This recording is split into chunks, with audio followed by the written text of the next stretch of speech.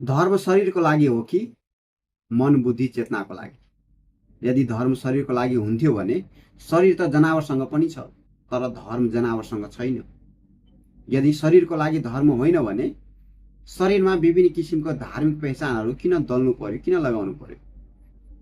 के त्यो धार्मिक पहिचानले जस्तै टोपी, दाढी, तिलक, भगवा तथा विभिन्न किसिमका धार्मिक पहिचानहरूले शरीरलाई दुःख दिएर चेतना, मन र बुद्धिको विकास हुन्छ त? यदि हुँदैन भने यी विभिन्न किसिमका धार्मिक गेटअपहरू शरीरमा किन दल्नु पर्यो, किन लगाउनु पर्यो? मेरो प्रश्न छ।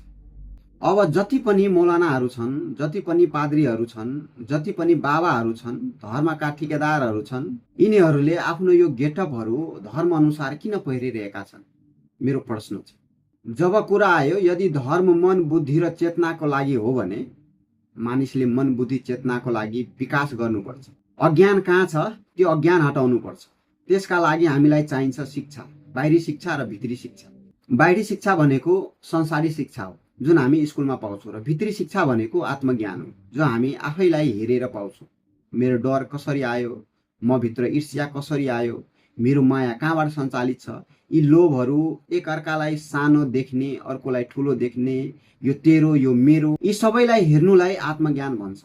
यो सबैमा जबसम्म हामी प्रश्न गर्दैनौँ, ब्लाइन्डली हामी फलो गर्दै जान्छौँ भने दिनदिनै धर्मको नाममा विकृतिहरू हाम्रो समाजमा बढ्दै जान्छ।